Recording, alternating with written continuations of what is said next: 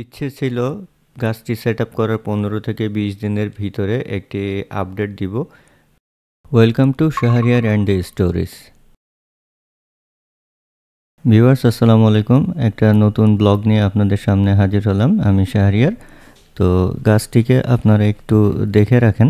গাছটি set up করার জন্য একটি ছোট সাইজের টপ এখানে অ্যারেঞ্জ করে রেখেছে, হ্যাঙ্গিং টপ। এই মুহূর্তে যে গাছটি আমার সামনে দেখতে পাচ্ছেন এটা আপনারা সবাই চিনেন, খুব কমন একটি গাছ, লাকি ব্যাম্বু। তো এটি আমাকে দিয়েছে আমার ক্লায়েন্ট। এখন আপনাদের মনে একটা প্রশ্ন আসতে পারে যে কেন এটা থেকে আমি মাটি ছাড়িয়ে ফেলছি, এবং মূল ঘটনাটা যেহেতু ওই গাছটা নিয়ে, তাহলে কেন এইটা আবার কেন আমার সামনে। বিষয়টা হচ্ছে, একটু আগে স্পাইডার প্ল্যান্ট যেটা দেখলেন, ওই স্পাইডার প্ল্যান্টটা আসলে গতকাল রাতে ঝড়ে পড়ে গিয়েছিল। এটা গ্রিলের বাইরে দিকে হ্যাঙ্গিং করানো ছিল, তো হঠাৎ করে ঝড় আসে এবং আপনার বাতাসে গাছটি পড়ে যায়। তো গতকাল রাতে আর এটা আপনার তুলে আনা সম্ভব হয় নাই। তো আজকে যখন খুঁজে বের করে নিয়ে আসলাম, তখন দেখি যে গাছটি আসলে এতই ছোট যে ছাদে দেখা যাচ্ছিল না যে এটা কোন জায়গাটায় পড়েছে বা কিছু। আর যে টবের ভিতরে লাগানো ছিল ওই টবটি তো আপনার পুরাটাই ভেঙে চুরে শেষ, যেহেতু অনেক উপর থেকে পড়েছিল গাছ টব সহ। তো এখন ব্যাপারটা হচ্ছে কি, যে এই যে লাকি ব্যাম্বুটা আমাকে গিফট করা হয়েছে, এটা মূলত আমি আমার অ্যাকুয়ারিয়ামের সাথে এটা সেট আপ করবো। যে কারণে এই মাটিটা আমার দরকার নাই।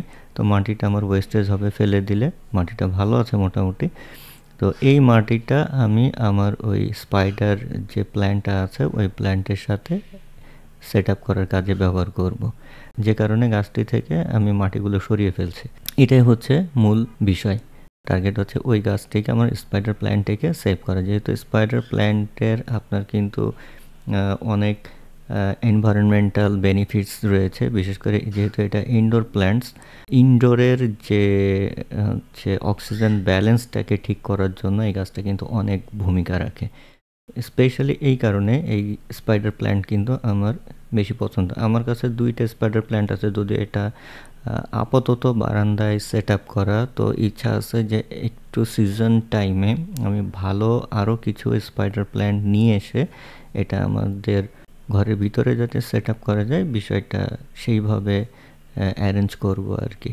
তো এখন এটা থেকে মোটামুটি মাটিগুলো সরানো হয়ে গেছে। আমি সবগুলো গাছ এখানে কিন্তু কাটিং করা, যে গাছগুলো এখন এই লাকি ব্যাম্বু যেটা দেখতে পাচ্ছেন এটা কিন্তু কাটিং করা। তো এখানে 4টা সেট গাছ আছে, মানে 4টা গাছ আছে। আর এই গাছগুলো সবচেয়ে বড় বেনিফিট কিন্তু একটা আছে, যে লাকি ব্যাম্বুগুলার যে গাছগুলো কিন্তু আপনার খুব সহজে মরে যায় না। এটার একটা পজিটিভ দিক হলো এটা। তো যাই হোক, আপনার এটা মাটিগুলো ভালোভাবে আমাকে শেকড় থেকে সব আলগা করে নিতে হবে, তা না হলে আবার অ্যাকুয়ারিয়ামের পানি নোংরা হয়ে যাবে। যদিও আমার কাছে মনে হয় যে মাটিগুলো ছাড়ানোর পরে এর যে মূলগুলো রয়েছে, মূল থেকে আপনার মূলগুলো একটু ধুয়ে নিলে ভালো হবে। তাহলে আমার অ্যাকুয়ারিয়ামের যে পানিটা আছে সেটা কিন্তু পরিষ্কার থাকবে। যাই হোক ভিউয়ার্স, আপনারা যদি এই বিষয়ে কোনো মতামত থাকে অবশ্যই আমাকে কমেন্ট করে জানাবেন যে আমার এখানে প্রসিডিউরাল কোনো এরর আছে কি না।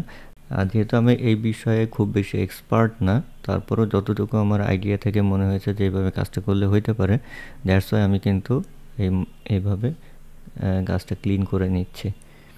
লাকি ব্যাম্বু থেকে পুরো মাটিগুলোকে আমি আলাদা করে নিয়েছি। এখন স্পাইডার প্ল্যান্টটাকে সেট আপ করার জন্য আমার যে ছোটো টব যেটা আমি রেখেছিলাম ওটাতে আপনার মাটি দিয়ে ফিল আপ করে নিচ্ছি এবং স্পাইডার প্ল্যান্টটা এখানে সেট আপ করে নিব।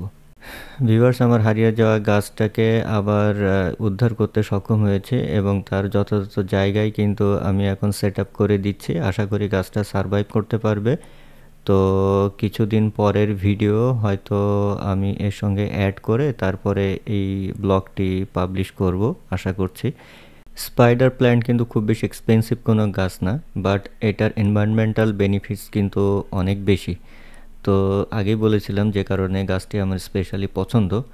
আর শখের গাছ আসলে নষ্ট হয়ে যাক, মরে যাক বা হারিয়ে যাক, যে কারণেই হোক না কেন, যে ক্ষতি হোক এরকম কোনো কিছু কেউ আসলে আশা করে না। স্পেশালি যারা গার্ডেনিং পছন্দ করেন, সেটা ইনডোর প্ল্যান্ট দিয়ে হোক বা আউটডোর প্ল্যান্ট দিয়ে হোক না কেন, যারা গার্ডেনিং পছন্দ করেন তারা চান না যে তাদের এই ভালোবাসার জায়গাটুকু নষ্ট হয়ে যাক। ভিউয়ার্স, স্পাইডার প্ল্যান্টটিকে আমাদের ব্যালকনি গার্ডেনে আবারও জায়গা করে দিতে পেরে খুবই ভালো লাগছে। এটা আমাদের সেকেন্ড স্পাইডার প্ল্যান্ট। এটা যথেষ্ট হেলদি অবস্থায় আছে। ইচ্ছে ছিল গাছটি সেট আপ করার 15 থেকে 20 দিনের ভিতরে একটি আপডেট দিব, বাট আগের ভিডিওটা যেহেতু শ্যুট করা হয়ে গিয়েছিল, কিন্তু ওইটা পাবলিশ করা হয় নাই। তো আপডেটটা দিয়ে একবারে ভিডিওটা পাবলিশ করতে চেয়েছিলাম, কিন্তু আজকে পর্যন্ত যখন ভিডিওটা শ্যুট করছি এই গাছটির, ততদিনে প্রায় 2 মাস প্লাস হয়ে গিয়েছে আপনার ভিডিওটা শ্যুট করতে করতে। বিভিন্ন কারণে আসলে ভিডিওটা শ্যুট করা হয় নাই আনফরচুনেটলি। তো গাছটির অবস্থা যেটা দেখা যাচ্ছে, যে তুলনামূলকভাবে যতটুকু সতেজ ছিল সেই তুলনায় একটু সতেজতা এখন একটু কম। হতে পারে এটা শীতের সিজনের কারণে হতে পারে, কিংবা মাটিতে যে উর্বরতা যতটুকু থাকার কথা সেই উর্বরতা হয়তো হ্রাস পেয়েছে, সে কারণেও হতে পারে। আমাকে হয়তো এই দুইটা বিষয় একটু খেয়াল করতে হবে। মোস্ট ইম্পর্টেন্টলি যে জিনিসটা, যে গাছটি এত উপর থেকে পড়ে যাওয়ার পরও, তার টপটি নষ্ট হয়ে যাওয়ার পরও দেখা গেল যে গাছটি কিন্তু টিকে আছে। এটাই ভালো লাগছে, আলহামদুলিল্লাহ। আশা করি টোটাল ব্লগটি আপনাদের ভালো লেগেছে। শাহরিয়ার ইন্ডিয়া স্টোরিজের সাথে থাকবেন, আর যদি ভিডিওটি ভালো লেগে থাকে অবশ্যই লাইক, কমেন্ট অ্যান্ড শেয়ার করবেন। হ্যাঁ, আপনাদের মতামত থাকলে অবশ্যই কিন্তু সেটা কমেন্টে জানাবেন। ভালো লাগা বা না লাগা দুইটা মতামতই কিন্তু জানাতে পারেন। Thanks for watching.